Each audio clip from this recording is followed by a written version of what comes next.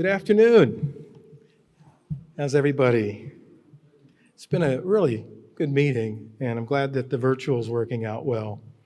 And I think we're a little less tired than 7:30 this morning starting here, which is good.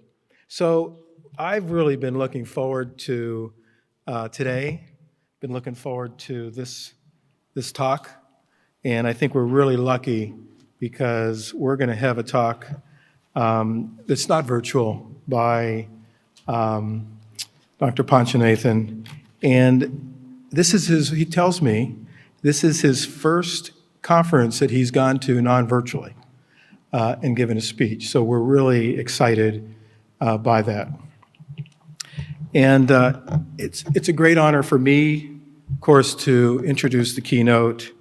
He is, of course, a former vice president of the Academy. He is also a former board member. He needed to step down when he became head of NSF. He's a very good and close friend of mine, and I think that he is doing a great job at NSF, as I hope you all are aware, in a lot of the media that comes out and the talks that he gives around the country in various places. So the Honorable Sethuraman Panchanathan, and we call him Panch, so I'm only going to use Panch for now on, is a computer scientist and engineer and the 15th director of the U.S. National Science Foundation. NSF is an $8.5 billion independent federal agency and the only government agency charged with advancing all fields of scientific discovery, technological innovation, and STEM education. Panch has a distinguished career in science, technology, engineering, and education that spans more than 3 decades. He served as executive vice president of the Arizona State University Knowledge Enterprise, where he also founded the Center for Cognitive Ubiquitous Computing. Prior to becoming director of NSF, Panch served on the National Science Board for 6 years, and has also served on and chaired numerous high-level research and innovation organizations.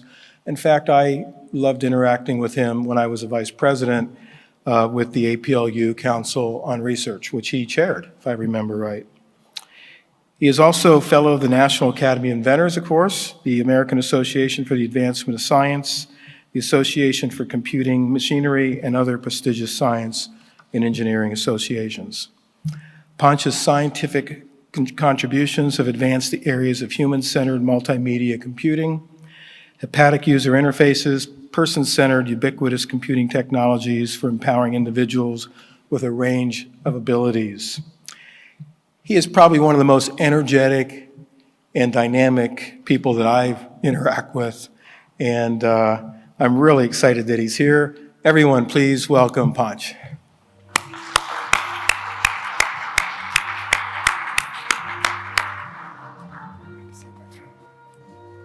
Thank you so much, Paul. It's great to be here. How are you all doing this morning? Wow, that's a resounding answer. Paul talked about me being energetic. Paul is another individual that I really want to acknowledge at this moment. This is 10 years since the founding of NAI, or more, a little bit more. I tell you, this organization would not be what it is today without the unbelievable effort, ideas, vision, energy, and the simple dedication that Paul has shown to the National Academy of Inventors. So I just want to start off by acknowledging Paul and his tremendous contributions. Paul, a great job, sir.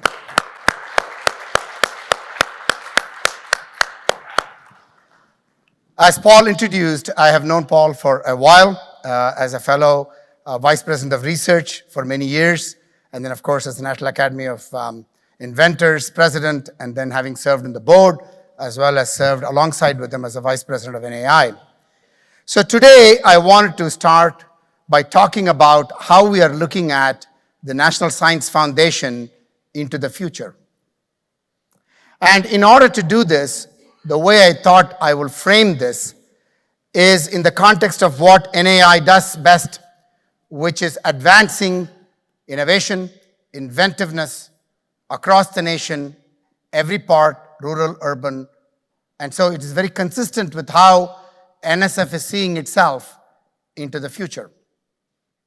But I look at this as a combination of how curiosity-driven, discovery-based, exploratory research, which NSF is known for and recognized for, and often thought of as the agency that advances that mission across the nation in various fields of science, engineering, and technology, but that it also does, and this is something that is probably not as well spoken about in the context of NSF.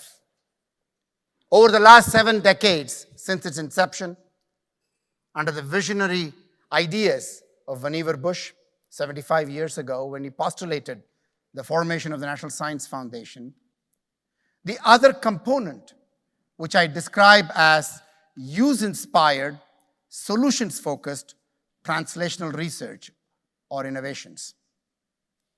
And today, I am going to talk to you about the symbiosis or the synergistic nature of how the two of them work together and how NSF, as a unique agency, is able to advance both at the same time. And I would even argue that it is unique in the sense that unless you advance both synergistically and symbiotically, we probably will miss a number of opportunities for new emerging innovations. We will probably miss the opportunity of rapidly translating ideas into actionable items. So today, I'm going to spend some time talking to you, and hopefully, if you have a few questions afterwards, we can even engage in that. Many of you know NSF's mission already, but wherever I go, I want to underscore this mission for the following reason. This mission was laid out 7 decades ago, more than 7 decades ago. But yet, it still stood and stands the test of time because the mission remains as how do we promote the progress of science? How do we advance the national health, prosperity, and welfare? And as well as how do we contribute towards securing the national defense? These 3 parts of the mission of NSF, as I said, has stood the test of time and has continued to propel the agency and therefore through the agency, the scientific community across the nation. So this mission is something that is sacred and I think is something that we will build upon even more as we launch towards the next 75 or 100 years or more. And so when we talk about this mission, I take this moment. I came into this role last July. When I came in, I realized, even before and during the process of confirmation, as well as after, this is indeed a unique moment for our nation. There are many, many characteristics that define this unique moment. One of them would be that we have never seen global competition like we are seeing today. I have always viewed global competition as something that motivates each one of us, inspires us, goads us, behooves us to do far better than we can ever be and ever have done in the past. That's what competition does to us. So therefore, I talk about global competition as not something that we should be worried about, concerned about, but instead as an opportunity to lead us forward, to motivate us and inspire us forward at what I call speed and scale. I use this mantra, strengthening at speed and scale, and this is the moment for us to use the global competition that is in front of us, that is around us, to strengthen at speed and scale. And that we are a nation that has always remained in the vanguard of innovation and inventiveness. And therefore now is a moment that we leapfrog and be ahead. But sometimes, by ahead, I don't mean unilaterally. Ahead, I mean by partnerships with many different like-minded nations too, in order to propel us forward, ahead, and better than what we would have been otherwise. And that's what this moment is telling us, or showing us as an opportunity. At the same time, as we have the global competition in front of us, we also have this moment which challenges us, again motivates us, because we have missing millions of talent that is untapped across this great nation.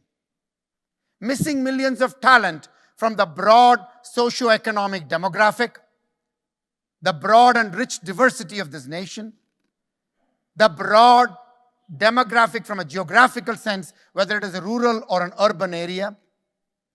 That talent and ideas are democratized and are everywhere in every part of this nation. We all know that because we deal with that every day in our academic lives or industry lives or any other lives that we have. We see this firsthand. But yet we know that all of the talent and ideas have not been given the chance to express itself at its fullest capacity. Here is therefore a moment that is motivating us and inspiring us to see how we can get that domestic talent working for us at full force and full scale as we move forward into the future. And then people tell me, what about global talent? I say that as a living example. I am a global talent that was given the tremendous opportunities and the tremendous environments that made possible my own journey in academic sense, in terms of leadership sense, and now where I am. And I'm ever so grateful for those opportunities. And that is the reason why I decided to come and serve, because it is time for me to give back for all the things that I have received. And I feel a sense of what I can do to help advance the aspirations of all those ideas and talents as we move into the future. And therefore, global talent should be welcomed like no tomorrow. We should be aggregating global talent at the same time as we are unleashing the domestic talent, that we need both domestic talent and global talent at full force and full scale if we want to unleash the innovation and the innovativeness that the future demands of us today. And that global talent, therefore, should not be substitutive to domestic talent, but should be augmentative and additive to domestic talent. And that both global and domestic talent is what we should be inspiring every day through our activities, be it NSF or other agencies, federal government, state government, industry, philanthropy partners, foundations, you name it. We need both of them working for us as a nation. This is indeed a special moment, inspiring us to do that at speed and at scale. The third part of what this moment makes it to be special is the fact that we have true bipartisan support for the advancement of this vision into the future. I have spoken to many, many members of the House, many, many members of the Senate, testified already 3 or 4 times. I can tell you with absolute certainty and with staffers that there is full bipartisan support for this vision of moving forward, strengthening at speed and scale. So if you're wondering, I can assure you, we might talk about which ways to get it done. It is not about whether we are going to get it done or whether it needs to get done. So we are at a pivotal moment. So every one of you here, and as part of the National Academy of Inventors family, I tell you, there is a lot of work to be done ahead, folks. And your work in the past, your work now, and your work in the future is going to be pivotal to our nation leapfrogging into the future. And I just want to put it out there very clearly. That is why when Paul said, this is my first conference presentation, I've made about 170 meetings and talks and presentations in the last year. It was straightforward because I could swing my chair from the left to the right and go from California to Maine. It was useful in some sense to not have to get on a plane and travel. But this conversation that we're having now is something that needs to be done more of also at the same time. And therefore, I'm pleased to be here in this National Academy of Inventors Forum, because inventiveness and innovation is an exceedingly important imperative as we advance into the future. When I talk about the vision of NSF, therefore, I describe it in the following 3 pillars. To make it simple, advancing the frontiers of research into the future, no surprise. In advancing science and technology into the future, no surprise. And strengthening at speed and scale, that objective.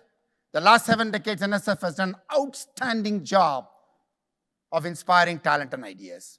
How can we now further advance that at speed and scale? The central pillar, literally, is the point that I made earlier on the missing millions. How can we advance at speed and scale with ensuring that we have accessibility and inclusivity as part of the integral thinking of everything that we do at NSF and across the nation? The third pillar is securing global leadership. By global leadership, I don't mean leadership where one is a leader and the rest are followers.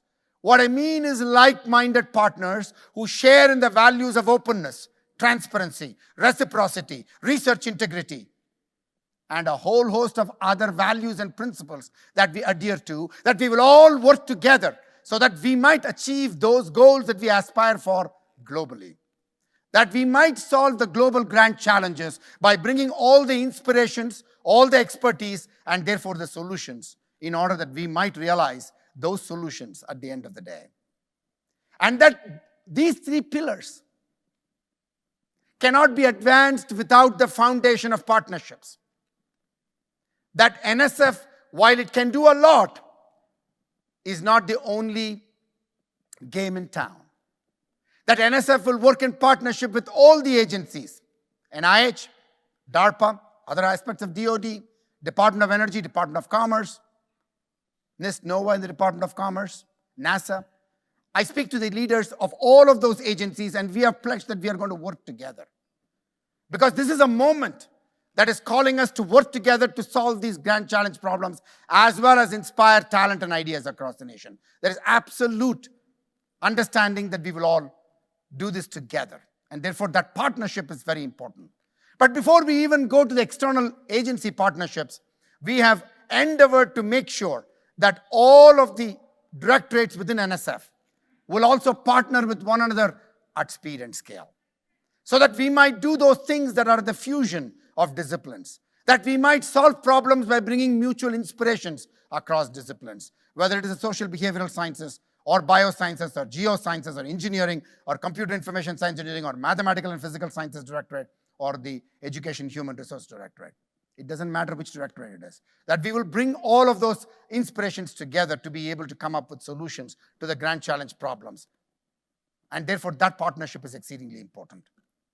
We talked about how we can go across the nation more seamlessly and engage with a lot of people. And yes, in the last year, I've been able to talk to a lot of industry leaders, CEOs of companies, asking them, how might we do better for the future? Talking to foundations and philanthropists, how might we do better for the future? Talking with international counterparts, how might we do better? Because it takes all of the above and more in order to be able to strengthen at speed and scale, while NSF will do everything it can to ensure that we are transforming ourselves and therefore resulting in the transformative vision for the future of the nation. And therefore, in order to do that, we have to transform through innovation. And you all know that. I'm preaching to the choir here. And that the innovative mindset should permeate everything that happens within NSF, and therefore it inspires across the nation. How can we be innovative or promote more innovation if we don't do it within the agency? Well, good. Let me see if I can go to the previous one. Okay, good. So there are 3 distilled major priorities if you want to look at it that way. Strengthening the established NSF because it has done a fantastic job. Over 250 Nobel laureates funded by NSF. The last cycle of Nobel Prizes that happened just a few weeks ago, every one of them funded by NSF. Physics, chemistry, economics.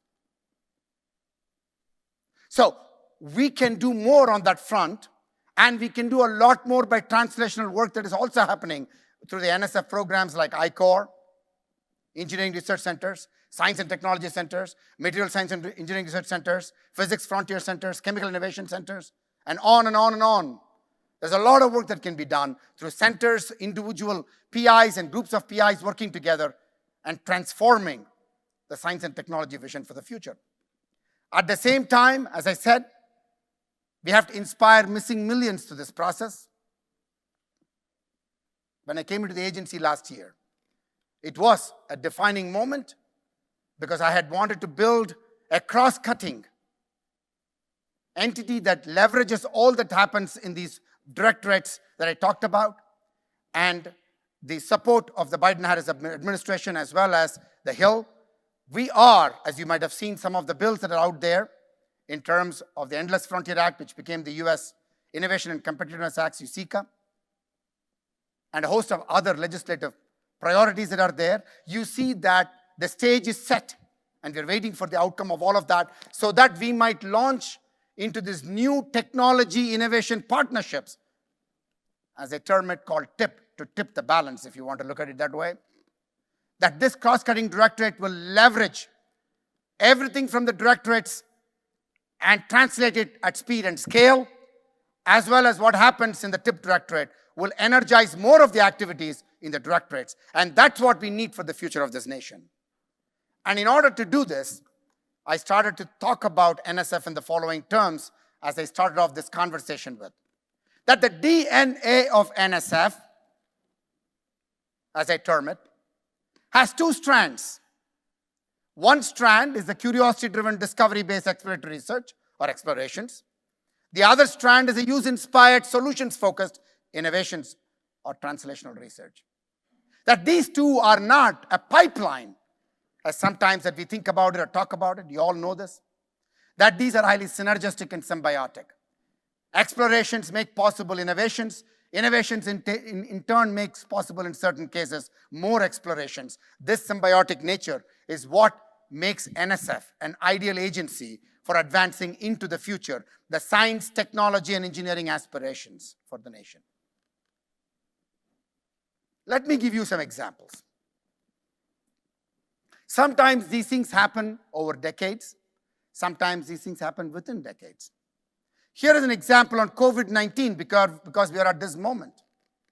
The NSF investments and the corresponding impacts here, the PCR work in the 1960s resulted in the COVID testing that we are doing today. And the virus detection in wastewater is something that is made possible by NSF's investments in various projects. The early additive manufacturing awards in 1970s, we are celebrating it with 3D printing today, where undergraduate students are able to participate in printing PPEs and other things to help with the moment that we are facing at this time. CRISPR, again, the gene editing, supported by NSF right from its early stages, again helping with the COVID-19 testing and the rapid testing of that, and many more. And from a people perspective, that NSF has made possible through our programs like LSAM,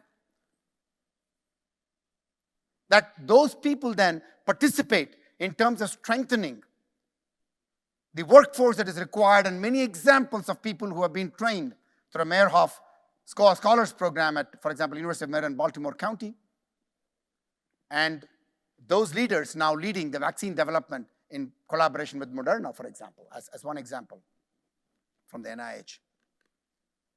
As well as Social Experts Action Network by our social behavioral sciences. Because this problem, while it is confronted with science and technology and innovations, it's also about social behavioral sciences. And how do you bring all of that together to work for this moment? And so the SEAN network, in terms of policy, the rapid response pandemic policy, is all made possible because of the investments that NSF makes and the impact that it creates. Okay? Another example. How about climate mitigation and adaptation? NSF's investment started in the 1950s that led to impacts like carbon dioxide monitoring. In the 70s, clean energy technologies and ubiquitous energy startups. Many, many examples of that. Still continuing into the future. Toga with seasonal forecasts in the 80s and 90s. Biomanufacturing, as an example, mango material startup.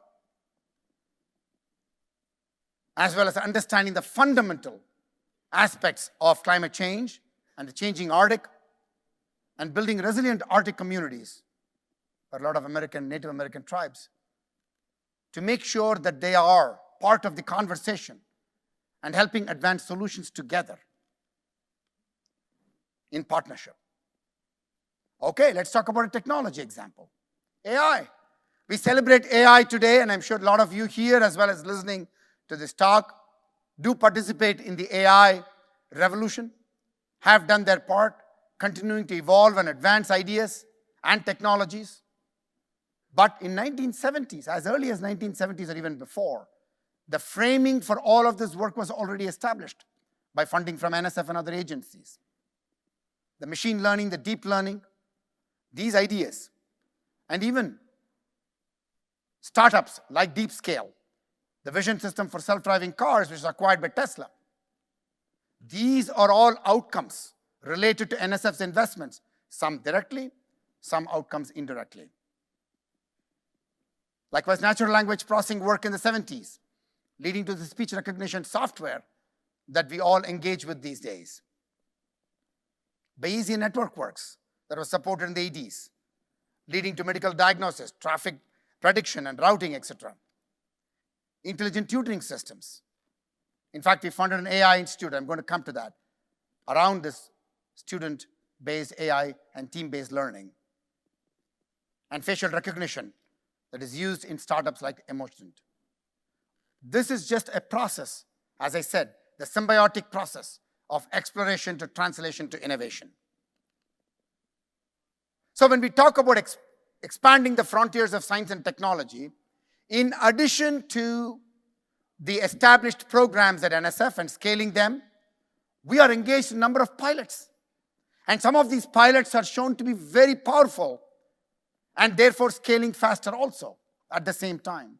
Just in the last year, last 16 to 18 months, we have had the Civic Innovation Challenge competitions where academia leading and bringing the community into the equation, being flipped, where community leads and brings academia into solving community-based challenges and problems. A concept that is getting a lot of attention. How do we get more of that done? Community scale solutions. Industry partnerships. Strong industry partnerships across various industries around thematic topics, whether it is wireless or whether it is broadband reach to rural communities, Power, Rings, Project Overcome, all of these are examples. As you can see, I can talk for hours being a professor. But I'm just going to give you snippets of thinking about how NSF is moving into the future, how we can be more transformative and innovative. Let's talk about AI institutes. We launched 7 AI institutes last year, the first round. 2 of them were funded by USDA NIFA. Fully funded, but NSF ran the competition in partnership with NIFA. That's how we want to move into the future. This year, and I said when I came in, that AI should be in all 50 states of this nation. It cannot be limited to a few places. That's the concept of how we are going to move forward. That doesn't mean everything is going to be full research capacity in all 50 states. It can be a K-12 inspiration. It can be a community college inspiration. It can be a research university inspiration. It can be an entrepreneurial inspiration. It can be an industry partnership inspiration. It can be a community-based AI exploration inspiration. It can be a variety of these things, but all 50 states need to participate. I'm pleased to tell you that the second round of competitions that we just finished releasing the results a few weeks ago, now we have 40 states in the District of Columbia as part of the second round and the first round, with 11 more institutes, with a lot more partnership with other agencies, Homeland Security.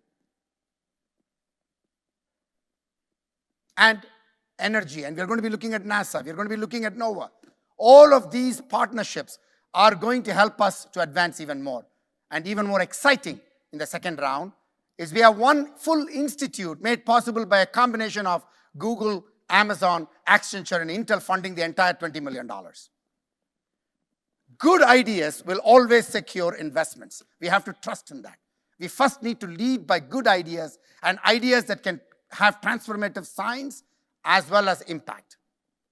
I'm pleased to tell you that in the third round, that we will endeavor to make sure that every part of this nation is going to participate. I'm not going to go to everything here, biology integration centers and quantum leap challenge institutes, all of this in the last year. I'm telling you, every one of those is going to see how we can engage talent across this great nation through infrastructure, through ideas, through partnerships, through investment and co-investment. In this audience, therefore, you are probably interested to know about technology and innovation exemplars that are at NSF that already exist and what we're going to do into the future. You're all aware of the I-Core program. I don't know how many of you know. The SBIR STTR program was founded at NSF, folks, in the 70s. Now it's across all agencies, commonplace. Clearly, we need to expand the scale and scope and the investment of SBIR STTRs at NSF and other places. I-Core program was incubated at NSF and now spreading across other agencies. I'm trying to indicate how NSF is an innovative agency. But we need to strengthen its speed and scale, and that's why I keep repeating that. Industry University Cooperative Research Centers, IUCRCs, Partnership for Innovation, GOLI. More recently, we launched the Convergence Accelerators, where we have, again, a cross-discipline fusion of disciplines working towards to solving grand challenge problems like climate change. Engineering research centers, just to give you a few examples. Typically, every engineering research center has 20, 30, 40 companies participating in those centers. That's the spirit with which we need to move forward in certain areas. And we're going to be doing a lot more of that at scale and speed. So designing for the future, therefore, we are looking at how might we take the strength of all the directorate level activities, the verticals as I call them, with leveraging, energizing horizontals, technology, innovation, partnerships, Office of International Science and Engineering, and Office of Integrative Activities. All of them working to further fuel this at speed and scale. Therefore, when we are talking about this concept of this Directorate of Technology Innovation Partnerships, we need to launch into programs, scale the programs that are working, launch into new programs. How do we accelerate more public-private partnerships, programs that exemplify that? How do we ensure pathways to entrepreneurship? We are thinking about an entrepreneurial fellowship program for our PhD students with dedicated investments for a couple of years. So they might then turn into entrepreneurial ventures with the appropriate support that is provided as a community support rather than just only what the NSF supports. How do we bring our partners together to make that happen? Regional innovation engines. When we talk about prosperity everywhere, that means that we have to leverage talent and ideas everywhere, which means that innovation engines have to prosper everywhere. And therefore, we are going to be launching regional innovation engines like ideas that brings together through public-private partnership, industry, states, economic development agencies, and other entities and other agencies all working together to launch on regional innovation engines in every part of our great nation. How might we accelerate lab-to-market solutions? How might we come up with more innovative programs and scale existing programs that work at that, like SBIRs and STTRs? How do we partner with other agencies like Commerce and others to think about translational accelerators who then bridge from the regional innovation engines to entrepreneurial ecosystems that are at scale? All of this has to be done at the same time. There is no time to wait and twiddle our thumb and write more strategic plans. We need to act now. Act with urgency. Act with dispatch. When we talk about building innovation ecosystems, therefore, it cannot be done by NSF alone. NSF is just a catalyst, an enabler.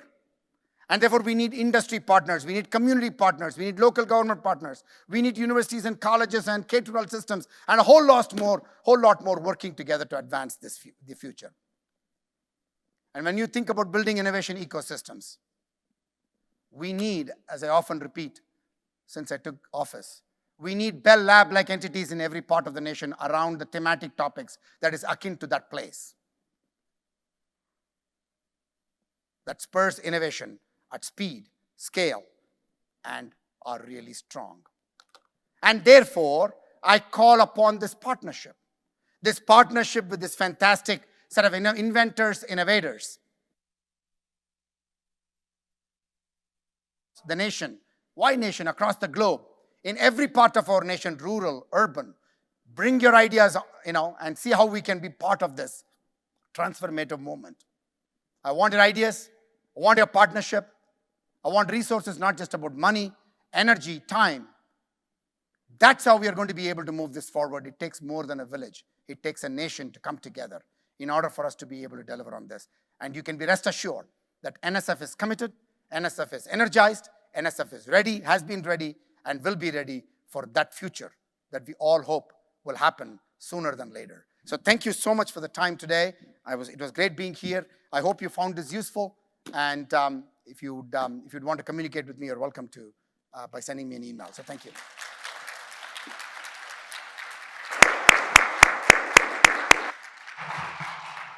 If there are a few quick questions, I'll take them before I have to run off. Please come to the mic and speak. Identify yourself, as I say when I used to chair sessions. Identify who you are, where you're from, so it helps others to know who you are. First of all, even before identifying me, I'm very much thankful for your presentation, for your energy and enthusiasm. This is the way to go. My name is Alex Friedman, and I am chair professor of Drexel University, but more importantly, through your presentation, I am a director of a big IUCRC, Industry University Cooperative Research Center, the only one focused on plasma, fundamentals and applications. We have 5 universities. We have more than 20 companies. We are doing a lot of stuff. Now, question to you, well, also I like your, your diagram, your advertising using DNA. Because if we want to do something for commercialization, we have to work with industry. So IUCRC is the key. Question though, you start your presentation talking about global talents, globalization, etc. It's kind of not so easy now to work keeping only United States. It took us about a year for our UCRC to make one center for Asia to join us. We made it. Not so easy though. Companies, the same story. What do you think, if IUCRC is important, maybe just for NSF, it's not a bad idea to make some step for a little bit at least simplifying contribution from other countries, including companies, including universities, and what is also very important, including good graduate students. Thank you so much. I will take that into advisement, but I can tell you this much. I had the opportunity of chairing the Chief Advisors meetings every month across the globe, talking to science advisors of presidents and prime ministers. And in terms of solving, and the global pandemic has given us an opportunity to bring our assets together and work together. And this has motivated, and this I will underscore very clearly. We have to have like-minded partners who believe in these fundamental tenets and values of transparency, openness, reciprocity, and research integrity. When we have partners like that, I talked to the heads of UK, Ireland, Italy. Just a couple of weeks ago, I had, the German ambassador and I had a fantastic 1-hour meeting, and then she invited me to be the guest of honor with engaging with a group of people in the residence for dinner just a couple of weeks later. Fantastic discussions with Germany. And so I don't see any reason why we cannot make things possible as long as we are mindful of the moment that we are in relative to all the values that I talked about. We want it now. Yep. Not in 20 years, but now. I told you what is my tagline. Yeah, thank you. Strengthening at speed and scale. speed. Thank you for your great, energetic presentation. So I think NSF is now really the only main agency supporting predoctoral fellowships in a significant way. And I mean, that's the new blood, right? And I wonder whether you have a vision to grow or may substantiate predoctoral fellowships with, of course, some attention to underrepresented minorities and such. Absolutely, the answer is unequivocally yes, yes, yes. Is money going to grow? To scale, not just grow, to scale multiple times over. Because talent is at the end of the day what is going to make us competitive. And so the readiness of the talent is what is important. So with all the resources that we are now planning for, a significant portion of the resources are going to be towards talent development in terms of, I'm assuming you're talking about GRFPs and other kinds of graduate research support that we provide through grants. Absolutely. You will see that in action. Rodney Ho from University of Washington. Thank you for that very much global visions, and then also share about your personal journey to get there. And so the global perspective is very, very important. So NSF is really well understood and positions in a lot of innovations. So the I can see this translational piece being presented by the energy that you brings with NAI and being able to translate it. So I think the visions really is great, and you can also you share about this these global pandemic, how you address them. So I wonder what is your visions in these very important positions about collaborating. The NSF is well understood and known in the area of innovations in the early basic science, right? So the PHS, NIH has another aspect. And so what is your visions in really working together? Because, for example, you have different SBIR programs that comes from Army, Navy, and all that. And NSF has a different focus, and NIH has a different focus, NIH has, and so forth. What is your visions to really leverage that to help the innovators? You know, the biggest one is obviously Army, right? So percentage-wise, the government sanctions and percentage fractions going into the innovative funding, right? So, you know, in these very positions that you're in really would help fuel these discussions. So what is your thinking? No, thank that? you so much for asking the question. Clearly, as you saw from my presentation, NSF incubates certain things like ICOR and SBR, STTR, which is now much more proliferated across all the agencies. Likewise, we learn from other agencies, and likewise, we work on programs that we think other agencies, when they pilot and it works, we want to sort of emulate that. But what you're talking about is how might we work to pre-wire ourselves so that we can have a larger impact around these kinds of programs. And that's the conversation I'm having on many fronts. So the AI institutes, for example, started off that way in terms of how we might do more by bringing the assets together rather than each one of us, not only in terms of money, but also in terms of context. So when I talked to Francis Collins at NIH, so we talked about how we might work on biomedical informatics as one example. I'm just saying there's a lot of things that we can work together on with NIH. So how might we pre-wire ourselves to do things together? And in the continuum of what we are trying to do in terms of translation, clearly, working with NIST, working with Commerce, working with EDA and others is an exceedingly important priority. So we are as we speak, I'm trying to work with many partners in terms of advancing this. So this is an ongoing effort, and I'm so thrilled to say that the Secretary of Commerce, Gina Raimondo, and I have had quite a few conversations. We know each other from before. Secretary of Energy and I, Jennifer Granholm, we have talked about that. As I said, all the leaders are very well aligned, and they're all amazing visionaries also wanting to do how we can move this nation into the future at speed and scale. So we are all aligned, and this is a perfect moment to see how we can get done the kinds of things that you're talking about. I can assure you. I'm sorry we have to cut it off. Panch has got to catch a plane, and Dr. Sanberg, I know, has a special presentation he wants to make. Thank you all. I apologize. Send your questions by email, and we'll answer them.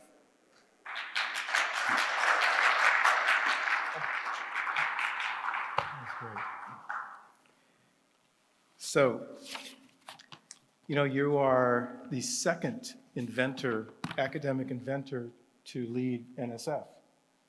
Subra Suresh was the first who after became president of Carnegie Mellon, right? And then now is in NTU. in Singapore. NTU, yep. So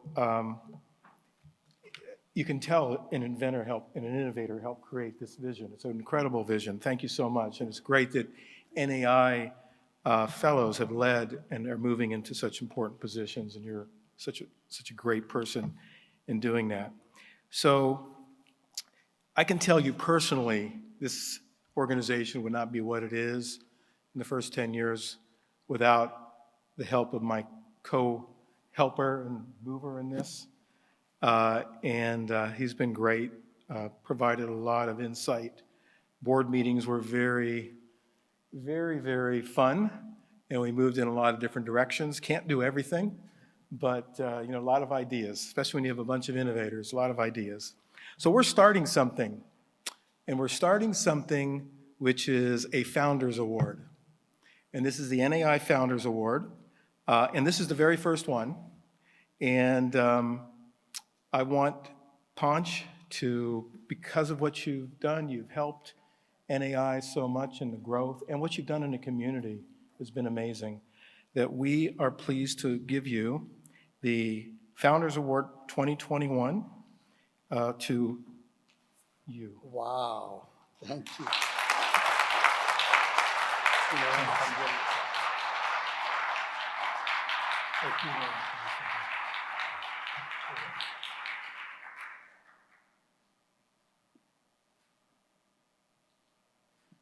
Thank you all so much. This is truly humbling. And as I said, working with an amazing leader like Paul, and there are many board members here. Rob is right at the back here. I see you, Rob. And the amazing staff, and Paul would agree. We've been so blessed at NAI to have unbelievable staff over the years that have helped the board, and with Paul's vision being translated into this reality that it is today. So I'm so grateful for having the opportunity to be part of that over the years. And now I'll be looking at it and watching for the great impact it continues to propel into the future. So thank you so much to all of you.